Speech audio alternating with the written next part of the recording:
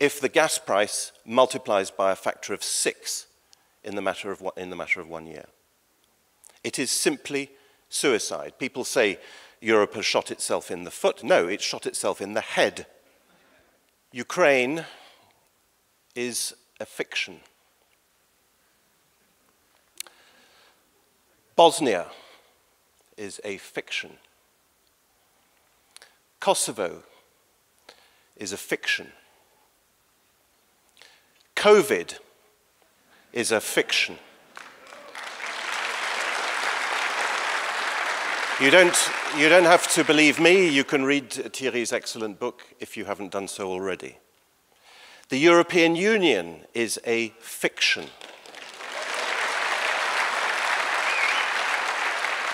It is a fiction that you can solve a debt crisis with more debt.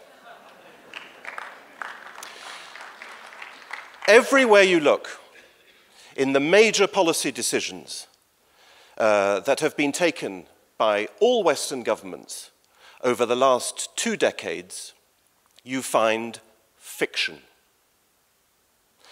I'll explain in a minute what I mean and why they are fictions, but they all have one thing in common. All these fictions are created for a purpose, and that purpose is control. Thierry has just referred, and we all are aware of this, to the totalitarian or quasi-totalitarian nature of our Western societies. They are totalitarian because they are based on a fiction, on various fictions.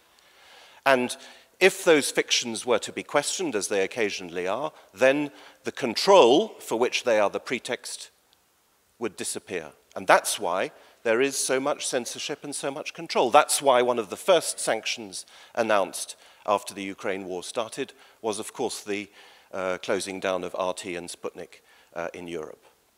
All of these fictions are the creation of a virtual reality, the true purpose of which is to exercise control. Now, I started with Ukraine. I'd like to explain what I mean about Ukraine in a minute. But so that you understand what I'm trying to get at, I would like to say a few words about Bosnia and Kosovo.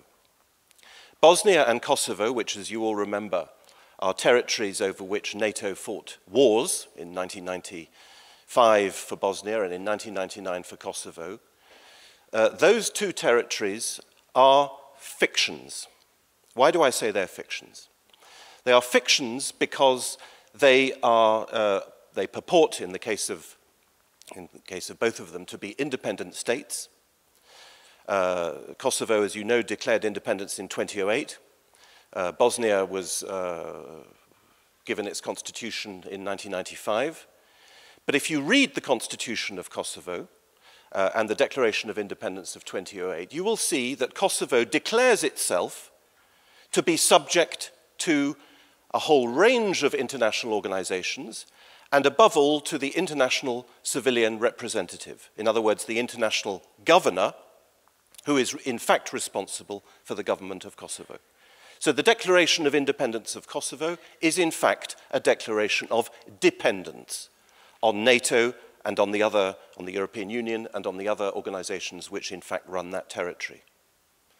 The same goes for Bosnia. You may not know this, but what are we now? 25 years after the Bosnian War ended, there is still, as in Kosovo, more than 20 years ago, there is still an occupation force. There is NATO in Kosovo and the EU with hundreds of soldiers in Bosnia. So these are fictitious states. The European Union is a fiction. We saw the reality on the 9th of February, shortly before the Ukraine war broke out. The German Chancellor went to Washington. He gave a press conference with Joe Biden.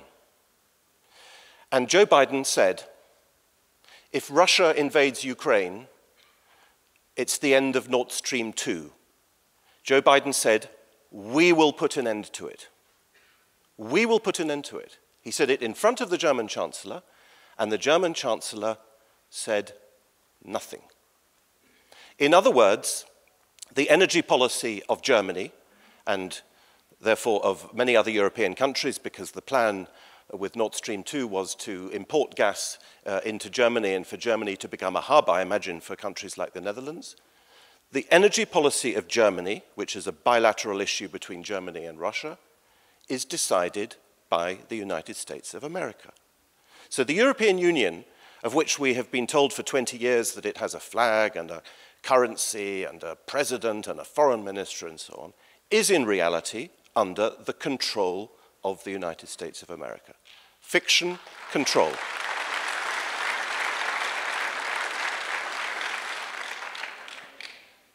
And what is happening in this war is a conflict between fiction and reality. That's what wars do. They are a reality check. They are a moment when reality bursts in and, we hope, destroys the various fictions that have been created. Why do I say Ukraine is a fiction? Ukraine is a fiction for a whole host of reasons, including historical reasons. I promise you I'm not trying to upset anyone or be provocative or hurt anyone's feelings, but the Ukrainian state for 100 years has had a fictional existence, or rather the Ukrainian state has served above all a fictional purpose. Many people may not know this, but Ukraine, unlike Poland, people often think that Ukraine and Poland is more or less the same thing with respect to Russia and the domination of those territories. It's very important to understand that Ukraine never had any administrative existence before the creation of the Soviet Union, unlike Poland. In the Russian Empire, and even in the Russian Republic before the October Revolution, Poland was an administrative unit. The Kingdom of Poland was an administrative unit. There was no administrative unit called Ukraine in the Russian Empire. There were simply different governorates. So Ukraine did not have any existence. It only came into existence for the first time on the 9th of February 1918, when the Ukraine People's Republic signed a peace treaty with the Germans. And Ukraine became, in as much as it existed, which in fact it did not because it only controlled a small territory, it became a puppet state. It was occupied by Germany and it became a puppet state. In the Soviet period, when Bolshevik power was re-established over Ukraine, and by the way, this February treaty signed with the Germans was the prelude to the March Treaty of Brest-Litovsk, which was, of course, a viciously punitive treaty imposed on Russia by Imperial Germany, taking away the control of Ukraine and the Baltic states and so on. In the Soviet period, Ukraine performed a different fictional function. It was part of Stalin's nationality policy to create the illusion, the fiction, that the Soviet Union was a collection of nations coming together, a collection which was expected to encompass the whole world. That's why the Bolsheviks federalized the Russian Empire. It was to create the idea that the nations of the world were uniting in what would become a world unit. So Ukraine had a fictional, the Ukrainian state, the Ukrainian Soviet Socialist Republic, had a fictional purpose at that time. The third occasion when Ukraine came into existence was on the 30th of June 1941, if you can call it coming into existence, when the leaders of the Ukrainian nationalist movement signed an agreement or proclaimed that they would work together with Adolf Hitler for the creation of a new Europe and so on. And then, as you know, obviously the Soviet power was restored and the Socialist Republic continued until independence in 1991. Why am I going into all these historical details?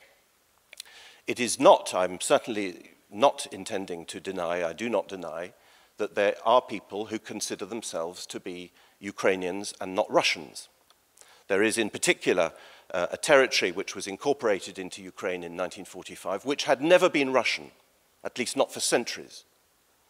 And it's quite natural that people who live in that part of Ukraine have a national identity which is opposite to and perhaps even hostile to that of Russia.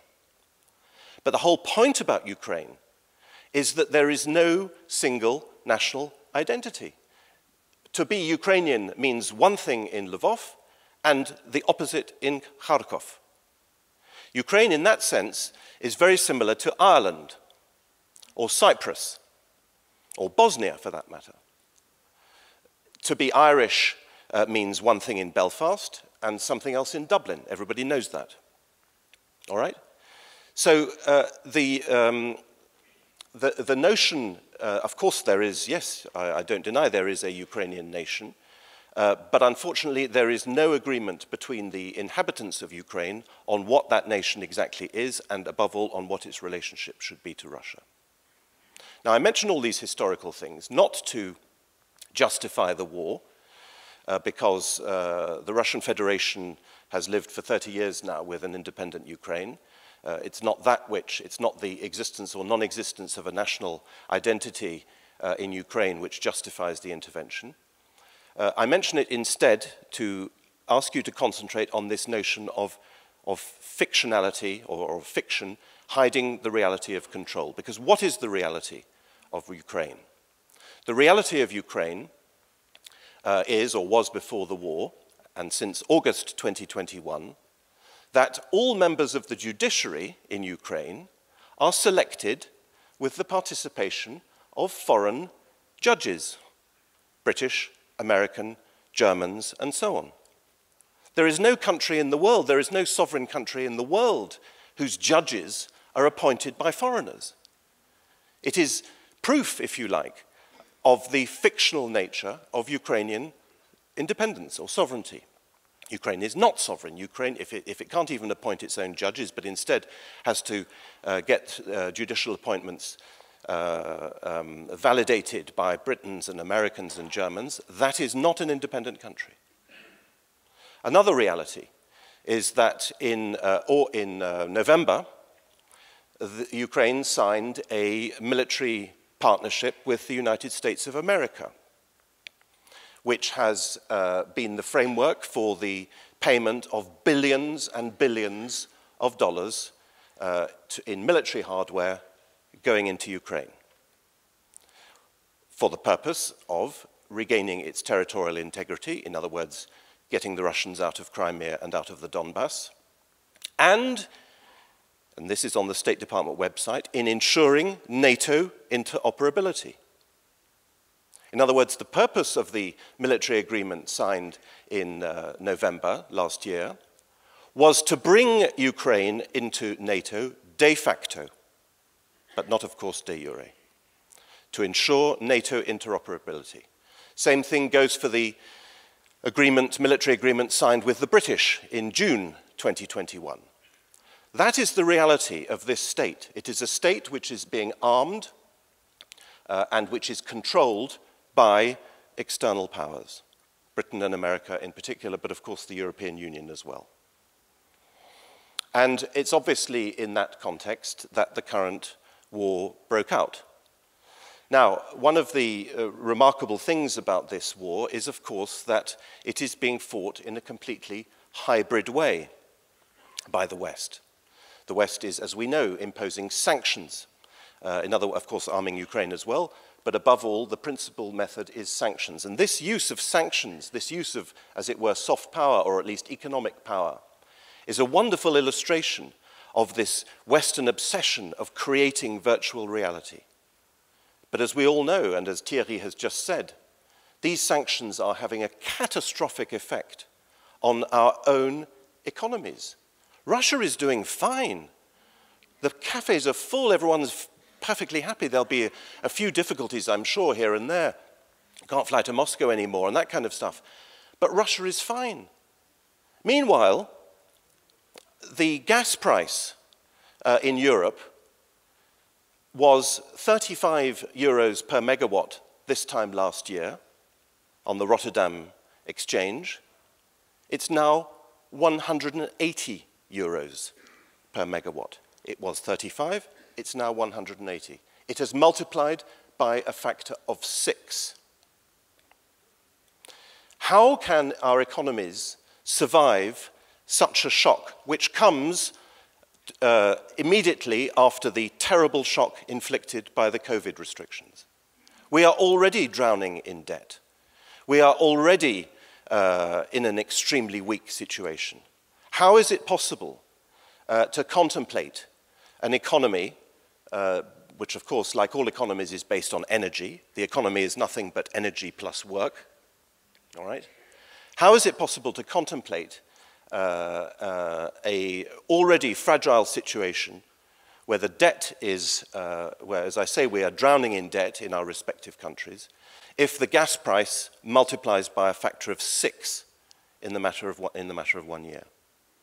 It is simply suicide. People say Europe has shot itself in the foot. No, it shot itself in the head.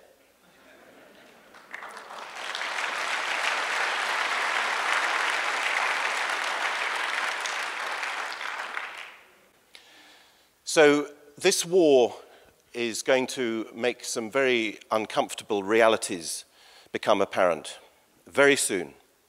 You've probably heard they're going to switch off the streetlights in Augsburg and places like that.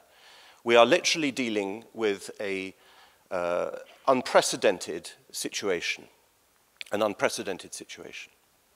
and it is a source of great sadness to me that this has all been decided by the Americans, and that the people who will suffer are, of course, primarily the Ukrainians themselves, but also the Western Europeans. With the price of oil and the price of gas going up, our economies will be completely flattened. This war, therefore, cannot be won by the West. It cannot be won. It will instead be lost, both in terms of Ukrainian territory, which Russia will continue to take, possibly even including Odessa, and therefore cutting off the whole coast from what will remain then as the core of Ukraine, but landlocked. But more importantly, the war will be won, in my opinion, by Russia for the reasons for which Russia is fighting the war. Because Russia is not fighting this war for Ukraine, for Lugansk or Donetsk or whatever. Russia has far bigger war aims, and indeed so does the West in reacting to this war. And those war aims are to try to end the unipolar world. That's what Russian officials have been going on about for decades. Putin has been in power, as we know, for nearly 25 years. He came to power in 1999 at the moment of Russia's greatest humiliation, shortly after the Kosovo War, shortly after the NATO attack on Yugoslavia, and shortly after the humiliating episode of the airport at Pristina, which, if you remember, Russian troops took first, but were then got rid of pretty quickly. Putin came to power at that moment. He's not going to last forever. In my opinion, some people think that Russia had no choice but to invade because there was about to be an ethnic cleansing operation launched by Ukraine. A lot of people say this, not Russians necessarily. I've heard friends of mine say this, that the Ukrainians were rearming and were intending to retake the Donbass by force. It's possible. Personally, I think that Russia chose this moment because she thought, and I think she was right, that she could win, not just on Ukraine, but against the West in general. Don't forget, the Americans had only just left Kabul. They left Kabul in August after 20 years. They were chased out of Afghanistan, just as they had been chased out of Vietnam. I think that Putin took a very clear and, if you like, cold-blooded decision to strike when he thought the West was weak, which it is. And the multipolar world, which the Russians have said they want and which they have demanded again and again and again, Putin has said practically nothing else for the last 10 or 15 years, has now come into existence. Many of you probably know Zbigniew Brzezinski's book, The Grand Chessboard. Thierry has mentioned it in Parliament recently in the committee hearing. The book is important because it explains why Ukraine is a key geopolitical pivot for the Americans. The Americans are convinced, thanks to Brzezinski, that you have to take Ukraine out of Russia's orbit in order to weaken Russia. That's exactly what he says here. That's the whole point about Ukraine. It has an importance that goes far beyond any other country in his view. And again, Thierry, you said this the other day. We must never underestimate the importance of Ukraine in the American deep state. Trump was impeached over Ukraine in 2019. They tried to get rid of him in 2019 because they thought that he was going to abandon military support for Ukraine. Go back to the hearings. The person in the National Security Council who denounced Trump after the phone call with Zelensky said, "I was worried that our policy in Ukraine would change." They tried to impeach the President of the United States because of what they thought was his Ukraine policy. It is of absolutely key importance to them. But the Brzezinski book is extremely interesting for another reason. Not just that it explains the importance of Ukraine. The importance of Ukraine, by the way, I should make this clear for Brzezinski, is that it is a key geopolitical pivot which will enable the United States of America to maintain its global hegemony. Brzezinski is absolutely explicit. He wants America to have global hegemony, to have control over the whole world, specifically by controlling Eurasia. It's the whole Mackinder theory and so on. That is Brzezinski's theory, all right? And Ukraine is the key, all right? Who controls Ukraine controls the world kind of thing. It's all pretty crazy stuff. But he says here something absolutely incredible. He talks about various scenarios which might prevent this hegemony from continuing. And he says this, it's on page 55. Potentially, the most dangerous scenario would be a grand coalition of China, Russia, and perhaps Iran, an anti-hegemonic coalition united not by ideology, but by complementary grievances. So American hegemony will end if Russia and China and other countries unite, not on the basis of ideology, but on the basis of complementary grievances. That is exactly what has now happened. That is exactly what has now happened. Did you see how China reacted to the NATO strategic concept? NATO had a summit in Madrid last week, and NATO said that China posed a systemic challenge to the world system. My God, if you look at the communiqué of the official foreign ministry spokesman of China, I've got it here. The NATO 2022 strategic concept has misrepresented facts and distorted the truth. It once again wrongly defined China as posing systemic challenges. It smeared China's foreign policy, etc., etc. Here is our message for NATO. Hyping up the so-called China threat will lead nowhere. China has not forgotten the criminal attack of NATO on the Chinese embassy in Belgrade in 1999. NATO must abandon its outdated Cold War rhetoric and so on. Look it up, you'll find it. Before the Ukraine operation started, Putin went to see Xi Jinping in Peking and, I'm sure, explained what was going to happen and got his support. So the very scenario which Brzezinski said would put an end to the American domination of Eurasia has now come to be. And just for the little detail, it so happens that, as you know, because I've just read you the passage, he says perhaps Iran as well. Well, guess what? At the BRICS summit last week, which happened more or less at the same time as the G7, guess which country applied to join BRICS? Iran. So it is here. It is happening now. It is happening now. We are therefore at an absolutely key moment in world history. And as I say, Putin, I think, has devoted his presidency to this idea of finishing the unipolar world, of escaping from the unipolar world, and of creating a multipolar world. And I think that he has achieved that, and I think that that, of course, the conflict will in a sense never end, because even if the fighting stops and so on, the West will continue to dream of pushing the Russians back out of the territories that they've conquered and so on. There's never any permanent victories in diplomacy. But as far as the principal war aim is concerned, I think that that has been achieved. And as a way of proof, but perhaps you're convinced already, I would like to remind you that at the beginning of the conflict, a well-known Western statesman took a very aggressive line and said, "Putin must fail, and Putin must be seen to fail." Who said that? Boris Johnson. Thank you very much.